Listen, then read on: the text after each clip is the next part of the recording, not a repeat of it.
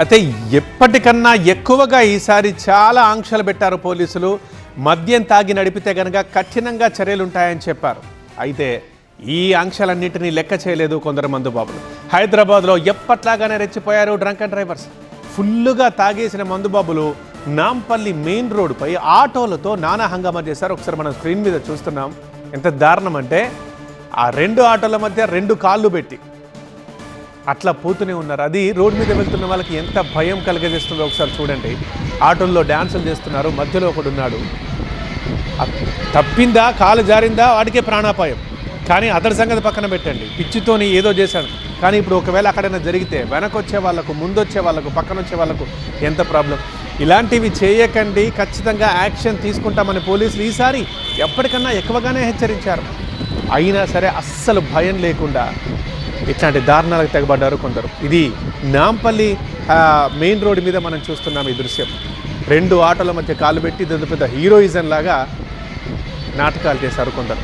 ఇక ఇటేమో బైక్ ఇవ్వాలంటూ బహదూర్పురాలో ఒక మందుబాబు వీరంగం వేశాడు. నా బైక్ నాకు ఇచ్చేయండి అంటూ. హయత్నగర్లో న్యూ ఇయర్ వేడుకల్లో రెండు వర్గాలుగా విడిపోయి తన్నుకున్నారు యువకులు. ఇటు మీర్ చౌక్లో పోలీసులపైనే తిరగబడ్డారు మందుబాబులు.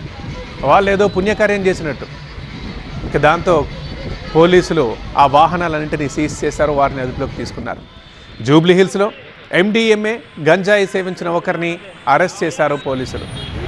విజువల్స్లో చూస్తున్నాం.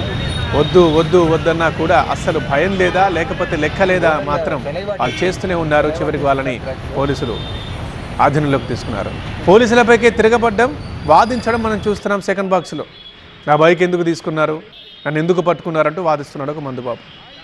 అండ్ థర్డ్ బాక్స్లో ఇక ఒక వ్యక్తి గంజాయి సేవించినట్టుగా గుర్తించి ఆయన్ని అరెస్ట్ చేశారు పోలీసులు. ఇది ఇన్ని ఆంక్షలు పెడితే, ఇంత బెదిరిస్తే, ఇన్ని రూల్స్ పెట్టి, ఇన్ని స్పాట్లు పెట్టి ఇంతమంది పోలీసులు చెక్ చేసుకుంటే పరిస్థితి ఇలా ఉంది. ఈ ఇన్సిడెంట్స్కి సంబంధించి మరిన్ని వివరాలు మా స్పెషల్ కరెస్పాండెంట్ నూర్ ఎక్స్ప్లెయిన్ చేస్తారు. నూర్, కొత్త సంవత్సరంలో అడుగుపెట్టిన తర్వాత హైదరాబాద్ పోలీస్ యంత్రాంగం పూర్తిగా రోడ్లపైన వచ్చింది. ఏకంగా నిన్న మొత్తం అనేక ప్రాంతాల్లో అనేక తరహాల్లో కూడా కౌన్సిలింగ్ నిర్వహించారు. చాలా ప్రాంతాల్లో ఏకంగా అవేర్నెస్ కూడా నిర్వహించారు. మద్యం తాగి ఎవరు వాహనాలు నడపకూడదు, మద్యం మధ్యలో జరిగే ప్రమాదాలు, దానివల్ల జరిగే నష్టాలు ఏ విధంగా ఉంటాయో పోలీస్ అధికారులు పదే పదే ప్రజలకైతే అవేర్నెస్ చేయించారు. కానీ రాత్రి అనేక ప్రాంతాల్లో వందల కొద్ది మందుబాబులు ఏకంగా డ్రంక్ అండ్ డ్రైవ్ తనిఖీలో పట్టుబడ్డ పరిస్థితి. చాలా ప్రాంతాల్లో ఏకంగా మందుబాబులు ట్రాఫిక్ పోలీసులపైన తిరగబడ్డారు. లా అండ్ ఆర్డర్ పోలీసుల సహకారంతో రాత్రంతా హైదరాబాద్ ట్రాఫిక్ పోలీసులు డ్రంక్ అండ్ డ్రైవ్ తనిఖీలు నిర్వహించారు.